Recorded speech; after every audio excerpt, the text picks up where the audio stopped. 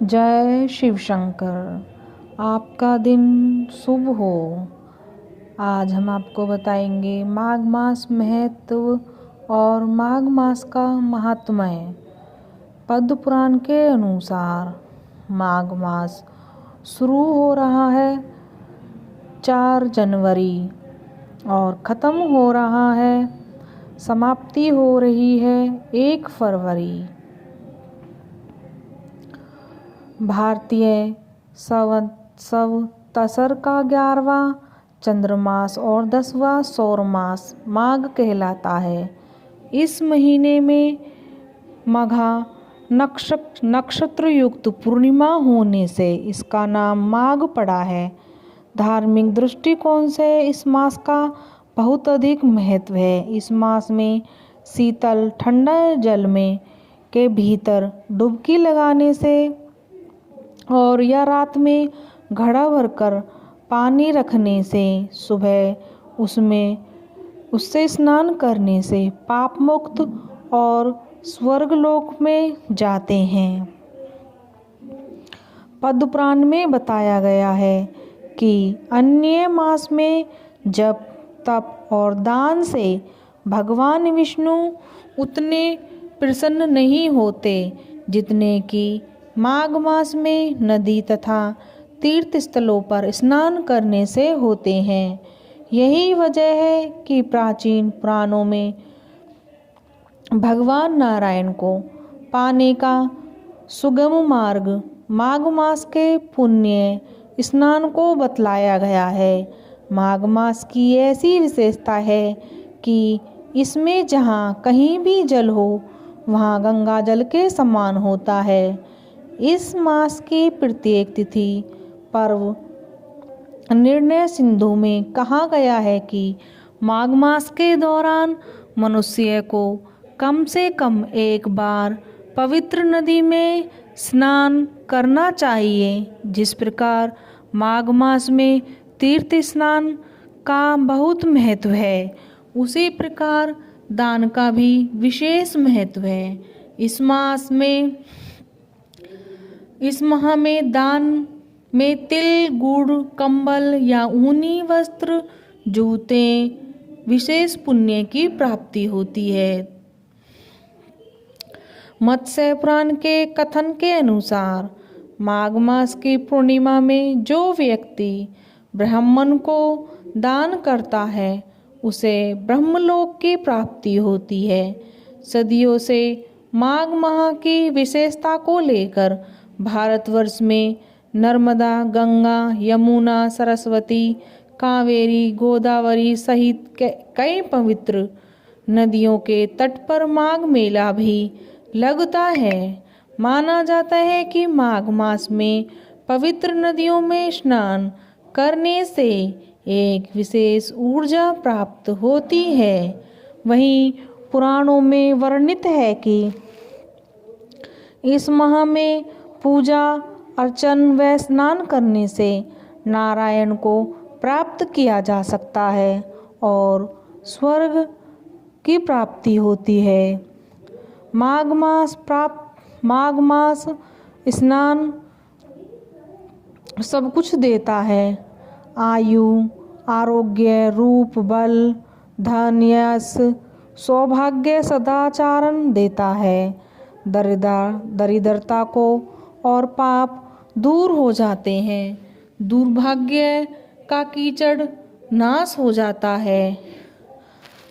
यत्न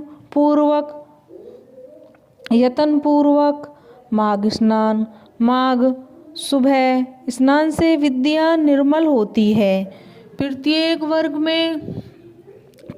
वर्ग की जाति के सनातन वैदिक धर्मावलंबी इस महीने अपने आहार को अत्यंत सात्विक कर देते हैं। यहाँ तक कि लहसुन प्याज एवं मसूर की दाल का भी त्याग कर देते हैं। उड़द की खिचड़ी का भोग प्रसाद ग्रहण और उपासना करते हैं। माघ में स्नान के साथ साथ मंगलवार के व्रत भी किए जाते हैं, जिसमें उपासना करने वालों को एक समय बिना नमक का आहार लेना चाहिए। गुड़ तिल मिलाकर अपने आराध्य को भोग लगाना चाहिए। उस प्रसाद को प्रसाद स्वरूप ग्रहण करना चाहिए। जरूरतमंद एवं समाज के असहाय लोगों को अन्न एवं गर्म वस्त्रों का दान करना चाहिए। इस प्रकार दान करने से पुण्य के साथ साथ नर सेवा नारायण सेवा का भी उदात्त भाव समाज में फैलता है। यदि आसक्त स्थिति के कारण पूरे महीने का नियम ना निभा सकें तो शास्त्रों ने यही व्यवस्था दी है कि 3 दिन या 5 दिन माघ स्नान का व्रत का पालन करें। पद्म पुराण में माघ मास के महात्म्य का वर्णन करते हुए कहा गया है कि पूजा करने से भगवान श्री विष्णु और भगवान शिव शंकर उतने ही प्रसन्नता नहीं होती जितनी कि माघ महीने में स्नान मात्र से होती है। इसलिए सभी पापों से मुक्ति पाने के लिए भगवान वासुदेव को प्राप्त करने के लिए प्रत्येक मनुष्य को माघ स्नान करना चाहिए। प्रत्येक माघ स्नान में पूर्णिमा को जो व्यक्ति दान करता है उसे ब्रह्मलोक की प्राप्ति होती है। यहाँ ध्यान देने योग्य बात माघ की कथा सुननी चाहिए और सुनानी चाहिए। संभव न हो सके तो माघ मास महात्म्य अवश्य सुने। इस मास में स्नान दान उपवास और भगवान माधव की पूजा अत्यंत फलदायी होती है। माघ मास की अमावस्या को प्रयागराज में स्नान करने से अनंत पुण्य प्राप्त होता है। वह सब पापों से मुक्त होकर स्वर्ग में जाता है। महाभारत में आया है कि माघ मास में जो तपस्वियों को तिल दान करता है वह नरक का दर्शन नहीं करता। माघ मास की द्वादशी तिथि को दिन रात उपवास करके भगवान श्री हरि की पूजा करने से उपासक को राजसूय यज्ञ का फल प्राप्त होता है। अंत में इस प्रकार माघ स्नान की अपूर्व महिमा है। इस मास की प्रत्येक तिथि पर्व है। यदि असक्त है स्थिति के कारण पूरे महीने का नियम निभा ना सके तो शास्त्रों में यह भी व्यवस्था दी है कि 3 दिन अथवा 1 दिन 5 दिन स्नान का और व्रत का पालन करें। माघ मास के प्रमुख दिन उपवास त्योहार एवं स्नान। मकर संक्रांति। वैसे तो यह स्नान पौष माह में ही होता है, किंतु माघ मास के दौरान कल्पवासी इसी तिथि से अपने कल्पवास का प्रारंभ करते हैं। माह के 14वें या 15वें दिन ही पड़ता है, क्योंकि इसी दिन सूर्य धनु राशि को छोड़कर मकर राशि में प्रवेश करता है। मकर संक्रांति के दिन से ही सूर्य उत्तरायण गति ही भी प्रारंभ होती है। इसीलिए इस पर्व को कहीं कहीं उत्तरायणी भी कहते हैं। तमिलनाडु में इसे पोंगल नामक उत्सव के रूप में मनाते हैं, जबकि कर्नाटक, केरल तथा आंध्र प्रदेश में इसे केवल संक्रांति ही कहते हैं। गणेश संकट चौथ का व्रत माघ माह की कृष्ण पक्ष की चतुर्थी तिथि को संकट चौथ का व्रत रखा जाता है। इस संकष्टी चतुर्थी अथवा संकट चौथ भी कहते हैं। व्रत से 1 दिन पहले रात्रि में स्त्रियों हाथों में मेहंदी भी लगाती हैं। अगले दिन सुबह सवेरे नहा धोकर तैयार होती है। तिलों का तिलकुट बनाया जाता है। दोपहर बाद फिर सकट चौथ की कहानी सुनी जाती है। कहानी सुनने के बाद तिलकुट के साथ अन्य सामग्रियां रखकर वायना निकालकर सास अथवा ससुर को देते हैं। वायने में अपनी श्रद्धा से कपड़े और रुपये रख सकते हैं। कहानी सुनते हैं और सुनाते हैं। एक लोटे में पानी भरकर रखते हैं, उस पर सातिया बना देते हैं। फिर हाथ में थोड़ा तिलकुट व हरी दूब लेकर कहानी सुनी जाती है। कहानी के बाद तिलकुट साड़ी के पल्ले या चुन्नी के किनारे बांध कर रख लेते हैं। रात में चंद्रमा निकल जाता है, तब इसी तिलकुट को पानी के साथ मिलाकर चांद को अर्घ देते हैं। इस व्रत को माघ माह में कृष्ण पक्ष की षष्ठी को किया जाता है। इस व्रत को करने से आयु तथा संतान की कामना का फल मिलता है। कई स्थानों पर इस दिन कुत्ते को टीका लगाकर पूजने का और पकवान खिलाने का रिवाज भी है। इस दिन जो स्त्रियां व्रत रखती हैं उन्हें गर्म पानी से स्नान नहीं करना चाहिए और ना ही गर्म भोजन। बंगाल राज्य में इसका ज़्यादा महत्व माना गया है। इस दिन शीतला माता का पूजन करने से पापों का नाश पापों का शमन होता है, पाप नष्ट हो जाते हैं। सटतिला एकादशी, यह व्रत माघ माह में कृष्ण पक्ष की एकादशी को किया जाता है। इसके अधिष्ठाता देव विष्णु जी हैं। इस दिन पंचामृत में तिल मिलाकर भगवान को स्नान कराना चाहिए। माना गया है जो मनुष्य जितने तिलों का दान करता है वह उतने ही सहस्त्र वर्ष स्वर्ग में वास करता है। इस दिन तिल की मिश्रित पदार्थों का सेवन किया जाता है और ब्राह्मणों को भी यह पदार्थ खिलाना चाहिए। हर एकादशी की भांति इसमें भगवान की मूर्ति के सामने रात्रि करते हुए भजन कीर्तन करना चाहिए। इस एकादशी में 6 प्रकार के तिलों का प्रयोग होता है, इसीलिए इसे सटतिला एकादशी कहा जाता है। एकादशी पर नियम व विधि विधान से पूजा करने पर मनुष्य अंत में बैकुंठ धाम को जाता है। मौनी अमावस्या, माघ माह की अमावस्या को ही मौनी अमावस्या कहा जाता है।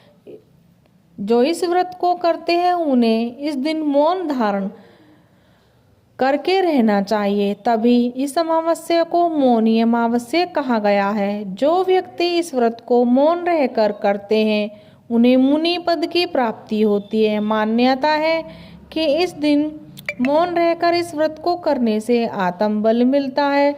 इस दिन सृष्टि के संचालक मनु का जन्म दिवस भी मनाया जाता है। बसंत पंचमी, माघ माह के शुक्ल पक्ष पंचमी को बसंत पंचमी मनाई जाती है। इस दिन भगवान विष्णु सरस्वती की पूजा की जाती है। माँ सरस्वती विद्या की देवी मानी गई है, इसीलिए विद्यार्थियों के लिए यह दिन विशेष माना जाता है। सरस्वती पूजन बड़े ही धूमधाम से मनाया जाता है। जो लोग बसंत पंचमी मनाते हैं वह इस दिन पीले रंग के मीठे चावल अवश्य बनाते हैं और भगवान विष्णु को पीले वस्त्र पहनाते हैं और पीले ही रंग का भोजन का भोग लगाते हैं। मान्यताओं के अनुसार स्त्रियों को अपने हाथ से पति को इस दिन भोजन कराते हैं। पति का कष्ट दूर होता है और उसकी उम्र लंबी होती है। अचला सप्तमी, माघ मास में शुक्ल पक्ष की सप्तमी को अचला सप्तमी का व्रत रखा जाता है। इसका महत्व भगवान श्री कृष्ण ने युधिष्ठिर को बताया था। उनके अनुसार इस दिन स्नान दान, पितरों के तर्पण व सूर्य पूजा, वस्त्र आदि का दान करने से व्यक्ति वैकुंठ में जाता है। माना जाता है कि इस दिन के व्रत रखने से साल भर रविवार के दिन रखे व्रतों के समान पुण्य मिलता है। रविवार के दिन पड़ने वाली सप्तमी को अचला भानु सप्तमी भी कहा जाता है। इसे बहुत शुभ माना जाता है। सूर्य सप्तमी, यह व्रत भी माघ माह की शुक्ल पक्ष की सप्तमी को किया जाता है। यह व्रत स्त्रियों द्वारा रखा जाता है, इसीलिए इस दिन वे सूर्य नारायण को प्रसन्न करने का प्रयास करती हैं। इस दिन सूर्य भगवान जब भी बादल से निकलते हैं, उस समय सूर्य भगवान को गंगा जल से अर्घ देना शुभ माना गया है। सूर्य भगवान को मोली, लाल चंदन, चावल, लाल फूल, जनेऊ, धूप, दीप, कपूर, प्रसाद, फल आदि से पूजा करने के दक्षिणा चढ़ानी चाहिए और परिक्रमा सूर्य को अर्घ देते समय निम्न श्लोक बोलना चाहिए। भीमा अष्टमी, शुक्ल पक्ष की अष्टमी को भीमा अष्टमी कहते हैं। माना जाता है इस दिन भीष्म पिता ने सूर्य के उत्तरायण होने पर प्राण त्याग किया था। मान्यता है कि इस दिन स्नान, दान व माधव पूजा से मनुष्य मात्र के सब पाप मिट जाते हैं। जया एकादशी, यह व्रत माघ माह की शुक्ल पक्ष की एकादशी को रखा जाता है। इसी तिथि को भगवान केशव की पुष्प जल, अक्षत, रोली तथा विशेष सुगंधित पदार्थों से पूजा आरती करनी चाहिए। भगवान को प्रसाद का भोग लगा भक्त को स्वयं प्रसाद ग्रहण करना चाहिए। माघी पूर्णिमा, माघ माह धार्मिक दृष्टि से बहुत महत्व माना गया है। स्नान पर्वों का यह अंतिम प्रतीक मानी गई है। इस दिन सुबह सवेरे उठकर स्नान आदि करे, विष्णु भगवान की पूजा, शिव भगवान की पूजा करनी चाहिए। पितृ श्राद्ध कर्म तथा भिखारियों, गरीबों को दान आदि देने से इस दिन का खास महत्व बढ़ जाता है। इस दिन गंगा स्नान का भी अत्यधिक महत्व है। स्नान करने से सारे कष्ट, रोग, मान सम्मान, सारे कष्ट व दुखों का अंत होता है और मान सम्मान, यश, कीर्ति, अन्न, धन बढ़ जाता है। जय शिव शंकर।